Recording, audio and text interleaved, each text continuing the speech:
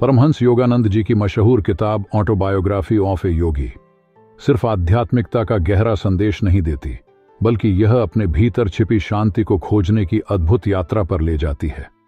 यही वजह है कि टेक जगत के दिग्गज स्टीव जॉब्स से लेकर क्रिकेट के महारथी विराट कोहली तक सभी इस किताब को पढ़ने की सलाह देते हैं। आज हम इसी किताब से एक ऐसा प्रेरक किस्सा आपके साथ साझा करेंगे जो आपको इस भाग दौड़ भरी जिंदगी में भी असीम शांति पाने का रास्ता दिखाएगा। परमहंस योगानंद जी कहते हैं कि जिस तरह एक टूटे हुए माइक्रोफोन से संदेश ठीक से प्रसारित नहीं हो सकता, इसी तरह एक बेचैन मन भगवान की प्रार्थना नहीं कर सकता। इसलिए मन को शांत करना न सिर्फ जरूरी है, बल्कि यह सच्ची प्रार्थना और आत्मिक शांति का पहला कदम है। तो आइए अब चलते हैं इस असीम शांति के सफर पर। जब परमहंस योगानंद जी ने सुना कि एक संत ऐसे भी हैं जो बिना सोए लगातार ध्यान में लीन रहते हैं, तो उनका जिज्ञासु मन इसे जानने के लिए बेचैन हो उठा। यह महज साधारण उत्सुकता नहीं थी, बल्कि उनके भीतर बचपन से ही संतों और योगियों के प्रति एक गहरा खिंचाव था। योगानंद जी को इन महापुरुषों से वही आकर्षण महसूस होता था जैसा किसी पतंगे को दिए की रोशनी से होता है। उनका मन हमेशा ऐसे योगियों से मिलने और उनके ज्ञान के सागर में डूब जाने के ख्वाब देखा करता था। यही वजह थी कि वह बिना किसी झिझक के लंबी और कठिन यात्राओं पर निकल पड़ते थे, सिर्फ इन महापुरुषों का दर्शन करने और उनके अनुभवों से कुछ सीखने के लिए। लेकिन इस बार की उनकी यात्रा कुछ अलग थी। यह यात्रा न केवल रोमांच से भरी थी, बल्कि इसमें आत्मिक ज्ञान का ऐसा प्रकाश मिलने वाला था जो उनके जीवन को हमेशा के लिए बदलने वाला था। योगानंद जी अपने गुरु श्री युक्तेश्वर जी के आश्रम में केवल 6 महीने ही रहे थे, लेकिन इस दौरान उनके मन में एक गहरे असंतोष की भावना उभरने लगी। आश्रम की जिम्मेदारियां और कॉलेज की पढ़ाई में वह इतने व्यस्त हो गए कि ध्यान के लिए मुश्किल से समय निकाल पाते। जब भी वह ध्यान करने बैठते, उनका मन काम और पढ़ाई की उलझनों से भर जाता। धीरे धीरे यह असंतोष बढ़ता गया और उन्हें लगने लगा कि ऐसी जीवन शैली में वे कभी गहरे ध्यान की अवस्था तक नहीं पहुंच पाएंगे। आखिरकार एक दिन उनके सब्र का बांध टूट गया। बेचैनी से भरे मन के साथ वे अपने गुरु श्री युक्तेश्वर जी के पास पहुंचे और विनती करते हुए बोले, गुरुदेव, कृपया मुझे हिमालय जाने की अनुमति दीजिए, जहां मैं पहाड़ों की शांति में ध्यान कर सकूं। युक्तेश्वर जी ने उनकी बात बहुत ध्यान से सुनी और फिर एक शांत स्वर में कहा, लोग हिमालय में सालों तक रहते हैं, फिर भी आत्म साक्षात्कार नहीं प्राप्त कर पाते। पहाड़ों से ज्ञान पाने की अपेक्षा एक आत्म साक्षात्कार प्राप्त व्यक्ति से ज्ञान पाना बहुत बेहतर है। यह बात युक्तेश्वर जी के लिए स्पष्ट थी। सच्ची शांति और ज्ञान बाहरी दुनिया से नहीं, बल्कि भीतर से प्रकट होता है। लेकिन उस वक्त योगानंद जी का मन इसे स्वीकारने को तैयार नहीं था। उनका दिल हिमालय की ओर जाने की जिद पर अड़ा रहा।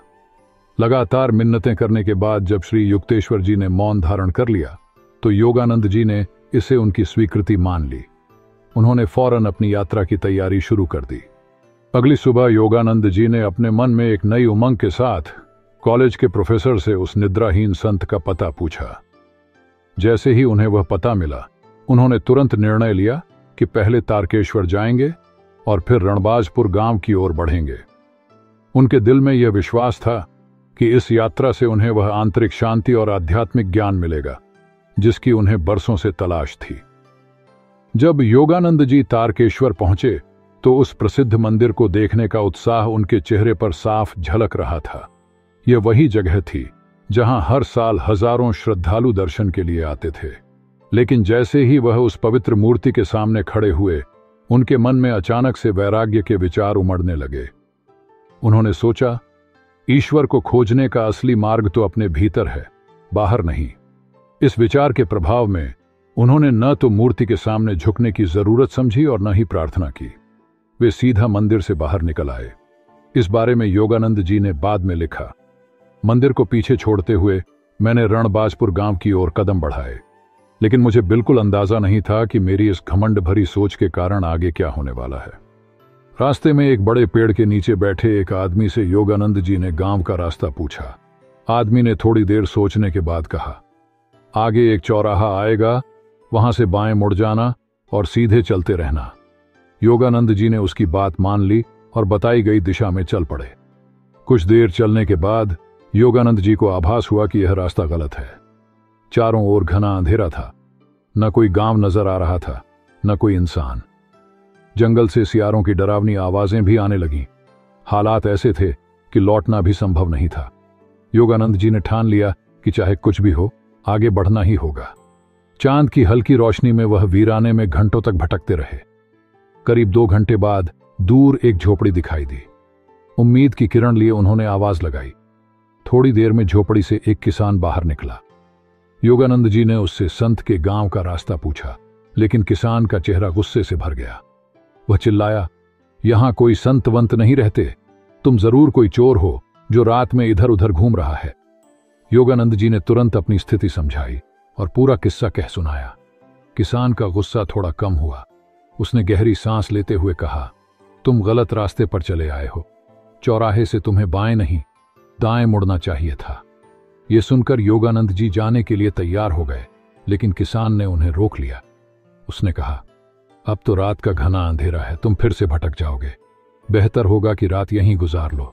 सुबह मैं तुम्हें सही रास्ता दिखा दूंगा। किसान के इस प्रस्ताव के लिए योगानंद जी ने आभार व्यक्त किया और रात उस किसान के छोटे से मकान में गुजार ली। सुबह की पहली किरण के साथ योगानंद जी ने किसान का आभार प्रकट किया और अपने सफर पर फिर से निकल पड़े। इस बार रास्ता मुश्किल और कंटीला था, लेकिन उनके मन में सुकून था कि वह सही दिशा में बढ़ रहे हैं। करीब 2 घंटे की कठिन मेहनत के बाद उन्हें वह रास्ता मिल गया जो उन्हें उनकी मंजिल तक ले जाने वाला था। सही रास्ता पाकर योगानंद जी का उत्साह चरम पर था। तेज कदमों से आगे बढ़ते हुए उन्होंने एक राहगीर से पूछा, अब कितनी दूरी बची है? राहगीर ने मुस्कुराते हुए कहा, बस 2 मील और। योगानंद जी ने उस जवाब पर विश्वास करते हुए चलना जारी रखा। 1 घंटे की यात्रा के बाद जब उन्होंने किसी और से पूछा तो वही जवाब मिला, बस 2 मील और। यह सिलसिला लगातार चलता रहा। पूरे 6 घंटे बीत चुके थे, लेकिन बस 2 मील की दूरी जैसे खत्म होने का नाम ही नहीं ले रही थी। थकान और निराशा ने उनके शरीर और मन को जकड़ लिया। ऐसा लग रहा था जैसे यह सफर कभी खत्म नहीं होगा। हार मानने की कगार पर पहुंचकर उन्होंने ठहर कर अपनी आंखें बंद की। मन ही मन उन्होंने संत से प्रार्थना की, हे प्रभु, मुझे इस यात्रा को पूरा करने की शक्ति प्रदान करें। इस प्रार्थना के बाद योगानंद जी ने महसूस किया कि उनके शरीर में एक नई ऊर्जा भर गई है और वह अब तेजी से चल रहे थे। तभी अचानक उन्होंने अपने कंधे पर किसी का हाथ महसूस किया। चौंक कर उन्होंने पीछे मुड़कर देखा तो एक छोटे पत्थर पर खड़ा एक आदमी दिखा, जिसका रंग सांवला था और उसकी आंखों में एक अजीब सी चमक थी। बिना किसी हिचकिचाहट के उस आदमी ने पूछा, तुम यहां किस लिए आए हो? अपनी जिद की वजह से, है ना? तुम्हारे प्रोफेसर को तुम्हें मेरा पता देने का कोई हक नहीं था। योगानंद जी हतप्रभ रह गए। ये आदमी कौन है? ये आदमी उनके बारे में कैसे जानता है? और फिर उन्हें एहसास हुआ कि यह वही निद्राहीन संत है जिनकी तलाश में वे यहां तक आए हैं। संत ने फिर योगानंद जी से पूछा, तो बताओ, तुम्हारे हिसाब से ईश्वर कहां है? योगानंद जी ने धीरे से जवाब दिया, ईश्वर हमारे अंदर और बाहर हर जगह है। संत मुस्कुराए और कहा, ईश्वर हर जगह है, तो फिर जब तुम मंदिर के सामने से गुजरे थे तो बिना प्रणाम किए क्यों चले गए? क्या तुम्हें उस पत्थर में ईश्वर नहीं दिखाई दिए? शायद तुम्हारे इसी घमंड की वजह से उस राहगीर ने तुम्हें गलत रास्ता दिखा दिया, जिससे तुम कल से आज सुबह तक परेशान हो। फिर संत ने एक गहरी और शांत आवाज में कहा, मेरे गुरु लाहिड़ी महाशय हमेशा कहा करते थे कि हर इंसान को लगता है कि उसका चुना हुआ रास्ता ही ईश्वर तक पहुंचने का एकमात्र तरीका है। लेकिन सच तो यह है कि ईश्वर तक पहुंचने के कई रास्ते होते हैं। इसलिए कभी अपने रास्ते पर घमंड मत करो।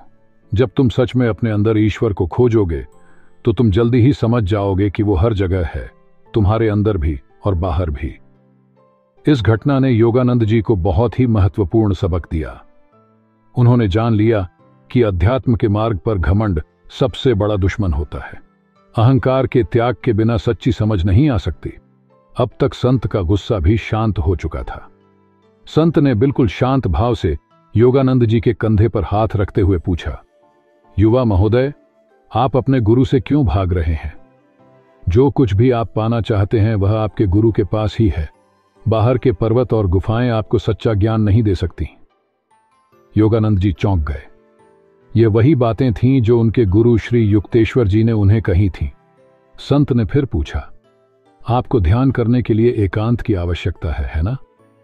क्या आपके पास कोई शांत कमरा है जहां आप ध्यान कर सकें? योगानंद जी ने सिर हिलाकर हां कहा। संत मुस्कुराते हुए बोले, तो वही कमरा आपका हिमालय है। जब आप अपनी आंखें बंद करते हैं तो कल्पना करें कि आप एक गहरी शांत गुफा में हैं। वहीं पर शांत होकर ध्यान करें। संत के शब्दों का तात्कालिक प्रभाव पड़ा। योगानंद जी को ऐसा महसूस हुआ जैसे वह वास्तव में एक शांत गुफा में प्रवेश कर गए हों। अब हिमालय की ओर उनकी दीवानगी पूरी तरह से समाप्त हो चुकी थी। फिर संत ने योगानंद जी को अपने कुटिया में आमंत्रित किया। गहरे ध्यान से बाहर आने के बाद योगानंद जी ने उत्सुकता से पूछा, लोग आपको निद्राविहीन संत क्यों कहते हैं? क्या आप सच में कभी सोते नहीं? संत ने बहुत शांत भाव से कहा, मैंने 20 साल तक एक शांत गुफा में रोज 18 घंटे ध्यान किया, फिर 25 और सालों तक बिना सोए पहाड़ों पर 20 घंटे रोज ध्यान किया। इस अवस्था में मुझे सोने से कहीं ज्यादा शांति और आराम मिला। जब हम सोते हैं तो केवल हमारा शरीर सोता है, लेकिन हमारे अंदर के कई अंग सक्रिय रहते हैं, जिससे हमें अधूरा आराम मिलता है। लेकिन गहन ध्यान में जब हम अति अवचेतन अवस्था में पहुंच जाते हैं तो सभी अंग शांत हो जाते हैं और मैं पूर्ण विश्राम की अवस्था में पहुंच जाता हूं। योगानंद जी ने जब इस गहरे अवचेतन अवस्था के बारे में सुना तो उन्होंने संत से विनम्रता से पूछा, महाराज, मुझे भी आप समाधि क्यों नहीं लगवा देते? संत ने मुस्कुराते हुए समझाया, अभी तुम उस स्तर तक नहीं पहुंचे हो जहां तुम इसे धारण कर सको, यानी तुम में अब तक वह क्षमता नहीं आई है जिससे तुम इस स्थिति की पूरी शक्ति को संभाल सको। पहले तुम्हें अपने शरीर और मन को मजबूत करना होगा। निद्राहीन संत ने योगानंद जी की ओर शांत नजरों से देखा और कहा, तुम्हारी सेहत अच्छी है और भगवान के प्रति तुम्हारा समर्पण सराहनीय है, लेकिन याद रखो, जो तुम पाना चाहते हो वह बाहर नहीं मिलेगा। इसके बजाय जो तुम बनना चाहते हो उस पर ध्यान दो। हम वही प्राप्त करते हैं जिसके लिए हम सच में तैयार होते हैं। जब सही समय आएगा तो ज्ञान और शक्ति स्वाभाविक रूप से तुम्हारे अंदर से प्रकट होगी। यह इस ब्रह्मांड का एक अटल नियम है। अगली सुबह योगानंद जी ने संत से विदा ली। विनम्रता और आभार से भरे दिल के साथ उन्होंने मन ही मन अपने गुरु श्री युक्तेश्वर जी से माफी मांगी और अपने आश्रम की ओर लौट गए। योगानंद जी की आध्यात्मिक यात्रा हमें कुछ बेशकीमती शिक्षा देती है जो हमारी जिंदगी को नई दिशा दे सकती है। आइए इन 4 महत्वपूर्ण शिक्षाओं को समझते हैं। नंबर 1, विनम्र रहना। सबसे पहली और सबसे महत्वपूर्ण शिक्षा यह है कि हमें अपने बौद्धिक समझ पर कभी घमंड नहीं करना चाहिए। जब हम अपने ज्ञान पर गर्व महसूस करते हैं तो हमारी विकास की प्रक्रिया रुक जाती है। जैसा कि कहा गया है, विद्या ददाति विनयम, विद्या विनम्रता देती है। इसलिए अहंकार रहित विनम्र बने और हमेशा खुले मन से सीखते रहे। नंबर 2, ध्यान के साथ जिएं। ध्यान का मतलब सिर्फ एक जगह बैठकर आंखें बंद कर लेना ध्यान नहीं है। यह जीवन के हर पल में पूरी तरह से उपस्थित रहने के बारे में है। जब आप किसी कार्य में पूरी तरह से लीन होते हैं तो वह भी एक प्रकार का ध्यान है। इसे हम माइंडफुल लिविंग भी कह सकते हैं। इस सबक से हम यह समझते हैं कि हर एक पल को ध्यान की तरह जियो। नंबर 3, आंतरिक शांति पाएं। आंतरिक शांति यानी इनर पीस एक ऐसी चीज है जो बाहरी शांति से कहीं ज्यादा महत्वपूर्ण है। कल्पना कीजिए कि आपका मन एक विशाल पर्वत है, अडिग, अटल और शक्तिशाली। आपकी बंद आंखें एक शांत गुफा जैसी हैं, जहां कोई भी व्यवधान या परेशानी आपको छू नहीं सकती। यही वास्तविक एकांत है। जब हम अंदर की शांति से अपना तादात्म्य स्थापित कर लेते हैं तब कोई भी बाहरी हलचल हमें परेशान नहीं कर सकती। नंबर 4, योग्य बने फिर इच्छा करें। हमारी जिंदगी में जो कुछ भी मिलता है वह हमारी आंतरिक स्थिति का ही प्रतिबिंब होता है। इसलिए बाहरी चीजों के पीछे दौड़ने के बजाय हमें स्वयं के निर्माण पर ध्यान केंद्रित करना चाहिए। यही सही तरीका है। हिमालय की तरह मजबूत, शांत और अडिग बनिए। जब आप अपने भीतर की शक्ति को पहचानते हैं और उसे विकसित करते हैं तो आपको वह सब कुछ प्राप्त हो जाता है जिसकी आपको जरूरत है। योगानंद जी की यह यात्रा हमें यह सिखाती है कि असली विकास बाहरी दुनिया में नहीं बल्कि हमारे भीतर ही होता है। तो दोस्तों, कैसी लगी आपको आज की ये वीडियो? हमें कमेंट सेक्शन में जरूर बताएं, और अगर आपको पसंद आई हो तो इसे लाइक और शेयर जरूर करें। तो मिलते हैं अगली वीडियो में। धन्यवाद।